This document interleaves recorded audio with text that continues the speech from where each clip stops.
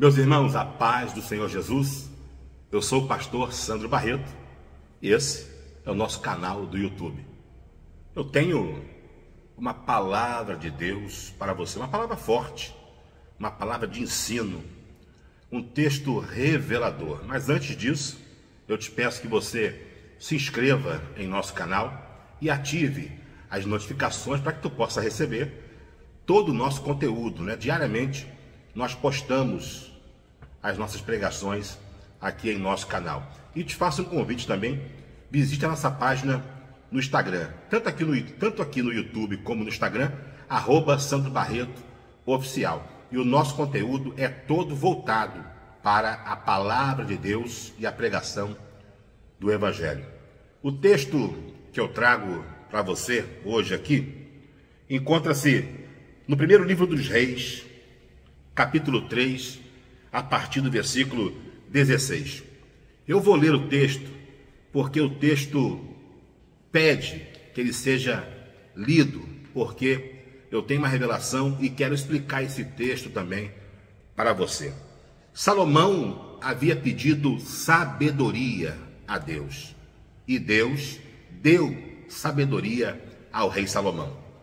Primeiro livro dos Reis, capítulo 3, a partir do versículo 16. Então vieram duas mulheres prostitutas ao rei e se puseram perante ele. E disse-lhe uma das mulheres: Ah, senhor meu, eu e esta mulher moramos numa casa e tive um filho, estando ela naquela casa. E sucedeu que ao terceiro dia, depois do meu parto, teve um filho também esta mulher. Estávamos juntas, nenhum estranho estava conosco na casa, somente nós duas naquela casa. E de noite morreu o filho desta mulher, porquanto se deitara sobre ele. E levantou-se à meia-noite e tirou meu filho do meu lado, enquanto dormia a tua serva, e o deitou ao seu seio, e ao filho morto deitou no meu seio. Levantando-me eu pela manhã para dar de mamar a meu filho, eis que estava morto. Mas atentando pela manhã para ele, eis que não era meu filho, que eu havia tido. Então disse a outra mulher: Não, mas o vivo é meu, o teu filho o morto. Porém esta disse: Não, por certo o morto é teu filho, e o meu filho o vivo. Assim falaram perante o rei. Então disse o rei: Esta diz: Este que vê meu filho, e o teu filho o morto. E a outra diz: Não, por certo o morto é o teu filho, e o vivo é o meu filho. Disse mais o rei: Trazei-me uma espada. E trouxeram uma espada diante do rei. E disse o rei: Dividi em duas partes o menino vivo, e dai a metade a uma, e a metade a outra. Mas a mulher cujo filho era o vivo falou ao rei, porque as suas entranhas lhe se enterneceram por seu filho. Ou seja, ela entrou numa íntima compaixão e disse: Ah, senhor meu, dai-lhe o menino vivo e de modo nenhum o mateis. Porém a outra dizia: Nem teu, nem meu seja. Divide-o. Então respondeu o rei e disse: Dai a esta o menino vivo e de maneira nenhuma mateis, porque esta é sua mãe. E todo o Israel ouviu o juízo que havia dado o rei e temeu ao rei, porque viram que havia nele sabedoria de Deus para fazer justiça. Salomão havia pedido, há dias atrás, há pouco tempo atrás, desse texto, havia feito uma oração a Deus e Deus lhe fez uma pergunta: Salomão, me pede o que você quiser. E Salomão disse: Me dá um coração entendido para que eu possa governar o seu povo, para que eu possa liderar Israel. Me dá sabedoria. E Deus respondeu assim: Salomão, já que tu pediste sabedoria e um coração entendido, eu vou te dar um reino de paz, eu vou te dar riquezas, eu vou colocar os teus inimigos aos teus pés, vou te dar tudo e sabedoria tal que eu não darei a outrem. Salomão agora está reinando, sentado no trono de seu pai Davi, reinando absoluto. Aqui ainda temos as 12 tribos unificadas, e foram estas unificadas pelo rei Davi. E era praxe as demandas do povo virem ao rei. Nós tínhamos os anciãos, os juízes, mas demandas de maior complicação, demandas que havia uma necessidade da última palavra, e esta era do monarca, do rei, vinham até o rei. E funcionava desta maneira. Eu vou fazer aqui para que você possa entender. O rei ficava assentado, e todo o povo assistia. Todo o povo assistia. Isso não acontecia dentro do palácio. Isso acontecia do lado de fora, as escadarias. E o povo assistia o julgamento, o juízo, as demandas que eram trazidas. E nesta feita, 2 mulheres. Em algumas versões, como esta aqui, nós vamos encontrar que essas mulheres eram meretrizes, eram prostitutas. Eu não quero entrar neste mérito, porque na questão mãe e filho, não há juízo de outro valor, mesmo sendo uma mulher prostituta ou não. Sendo ela mãe, e boa mãe, é mãe. E o direito de mãe, para mim, é universal. E a Bíblia também trata dessa maneira. Então aqui, a questão não é a profissão, o que elas faziam. Elas eram prostitutas. E diz o texto que moravam juntas. Vamos tratar de pessoas do mesmo ofício. De repente, vamos tratar assim, como nós estamos aqui, tratando da palavra de Deus e falando para crente, para a igreja. Eu sei que a internet nos faz alcançar muita gente, mas geralmente os nossos estudos, vídeos de estudos, de exposição da palavra, são vistos por quem gosta da palavra. Então, de repente, pessoas de mesmo ministério, pessoas da igreja, de mesma ocupação, de mesmo ofício, na mesma empresa, pessoas que têm o mesmo ofício. Essas mulheres eram prostitutas. Moravam juntas e ficaram grávidas no mesmo período. Tanto que a diferença do nascimento de uma criança para outra foi apenas de 3 dias. Ambas ficaram grávidas e ambas tiveram seus filhos. Diz o texto, com diferença de 3 dias. Guarde isso que eu falei. Eram do mesmo ofício. Ponto. Tiveram seus filhos e moravam juntas. Diz o texto que nós lemos que durante a noite, uma das mães matou a criança. O homicídio aqui, ele é culposo, mas podemos chamar de uma atitude negligente. Porque quem é mãe, quem é pai como eu, que tem esposa, que tem mãe, que tem filho, que já dormiu com um bebezinho recém-nascido ali em cima da cama, no meio da cama, você sabe, parece uma coisa assim do subconsciente. Você não consegue nem se mexer. A mãe praticamente permanece na mesma posição que deitou e dormiu. Parece que a gente dorme, mas não desliga, porque tem uma criança ali. Mas essa mãe, negligentemente, durante a noite, rolou e matou o seu filho. Ela despertou, ali próximo da meia-noite, no início da terceira vigília, ela despertou, pega a sua criança ou seu filho que está morto e troca. Vai lá e pega o vivo da outra e deixa o morto lá. Eu tenho uma revelação para você nessa questão. Fica difícil assim, de repente, pensar que alguém tirou alguma coisa de perto de você, entrando no seu quarto, tirar uma criança e isso não te fazer despertar. Deixa eu entregar algo para você aqui. Deixa clarear o dia. É sempre melhor resolver as coisas na luz do que nas trevas. Muito melhor.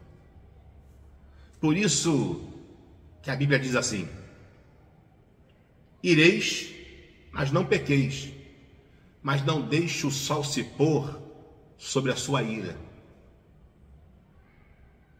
Não deixe. Resolva as coisas à luz do dia. Assim, ó.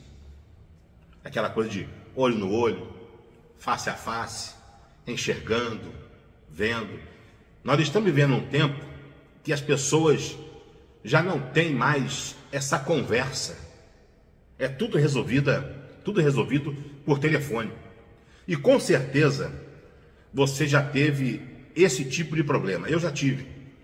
De você mandar uma mensagem, ou escrita, ou por áudio, e a pessoa do outro lado não conseguiu entender o que você disse, ou o que você digitou, e isso causou um transtorno. Eu já vi acontecer uma briga terrível em família por causa de uma mensagem de WhatsApp mal interpretada.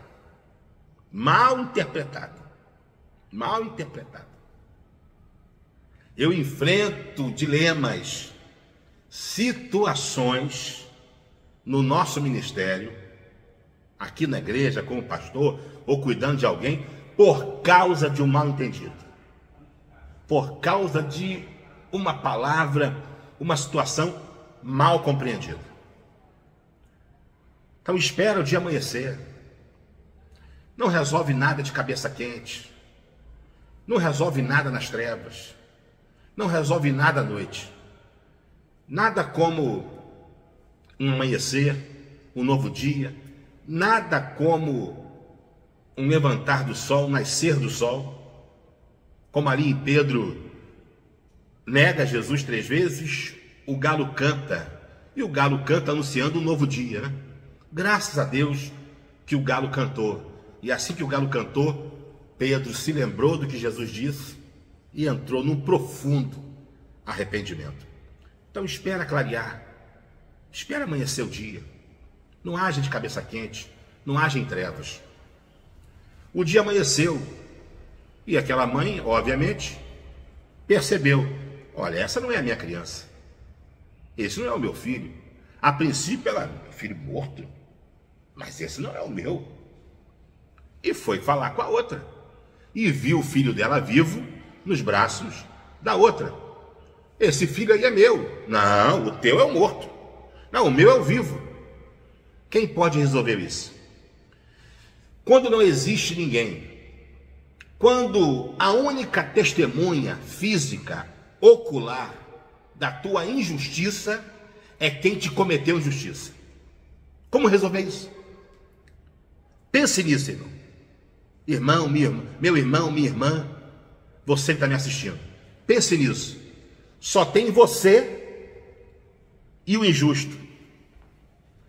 Como é que você consegue resolver uma injustiça, sendo que a única pessoa presente, racionalmente falando, porque nós temos 4 pessoas presentes, mas 2 são incapazes. E um desses incapazes está morto. Um é um bebê de 3 dias, agora tem 4. Um é um bebê recém-nascido, um RN. Não entende nada. Ele não sabe ainda o que está acontecendo. Então nós temos uma pessoa morta que é um bebê RN, nós temos uma pessoa viva que é um bebê RN e nós temos 2 adultos. E como resolver uma injustiça que quando que a única pessoa que está com você consciente é o injusto, é quem está te fazendo injustiça. Como resolver isso? Como provar? Quem é que vai acreditar? Quem é que vai acreditar nisso? Como resolver isso? Como uma autoridade humana pode resolver isso? Porque o filho vivo, a criança viva, acordou do lado de uma mãe, e a criança morta de uma mãe. A autoridade vai falar o que em cima disso? Como resolver isso? Deixa eu falar para você, só o rei. Só o rei. Só o rei pode resolver isso. E eu não estou falando de Salomão, e você vai entender isso no texto. Levaram a demanda até o rei. E chegaram diante do rei e falaram tudo isso que eu estou falando aqui para você. O discurso foi esse: meu senhor, majestade, meu senhor. Eram duas crianças, são duas crianças, uma está morta, uma está viva. Só que a dela é a morta, a minha é a viva. Ela durante a noite matou o filho dela e agora está com o meu vivo no colo e está dizendo que é dela, só que é minha, a morta que é dela. E o discurso ficava para lá e para cá. E quando eu disse para você que só o rei pode resolver, não é o rei da terra. Porque Salomão está ouvindo, e num dado momento Salomão diz assim: uma está dizendo é dela, e o morto é da outra. A outra diz, o morto é dela e o vivo é meu. Me traz uma espada. Me traga aqui a espada e põe a criança sobre a mesa e corta a criança, parte ao meio e dá a metade para essa e a outra metade para essa, e está resolvido. Irmãos, Salomão sabe o que está fazendo. A última coisa que Salomão quer é mais uma criança morta. Tem coisa que Deus faz que a princípio a gente não entende. Tem coisa que Deus faz, eu estou debaixo de revelação agora. Tem coisa que Deus faz que parece um absurdo, mas é Deus que está fazendo. Esse movimento que parece ser contrário, esse movimento que parece ser de perca, esse movimento aí que parece ser contrário, que parece que não vai dar certo, é o que Deus está usando para dar certo. A palavra que Deus está dando, o movimento que Deus está fazendo, o rebuliço de Deus nesse negócio, que parece que é para matar, não é para matar, é para trazer à tona, é para revelar a vitória, é para mostrar a injustiça, é para trazer a verdade, é para te favorecer, é para tirar da mão do teu inimigo aquilo que ele quer te tomar. A mulher, ela quer tomar a criança. O texto está provando que ela não quer a criança, ela quer a criança morta. Salomão, corta a criança, traga a espada aqui, parte, dá metade para uma, metade para outra. A mãe verdadeira diz assim: meu senhor, não faça isso, não mata não, entrega. Mas olha só que coisa sórdida, olha só que coisa terrível.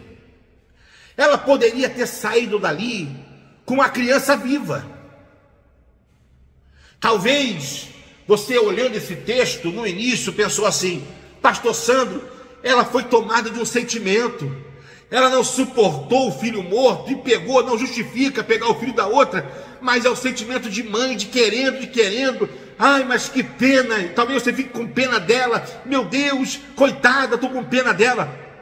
Ela poderia ter saído dali com a criança viva, ter calado a boca, abraçado a criança e ter saído dali: obrigado, majestade, saído com a criança. Mas não, de forma satânica, demoníaca. E é assim que a gente vê pessoas que estão próximas da gente. Eu falei com você, guarda do mesmo ofício, lembra? No início do texto eu falei, guarda isso, guarda, elas são do mesmo ofício. De repente tem ministério, remanto quebra, ela some, ela subnai. De repente tem ministério contigo.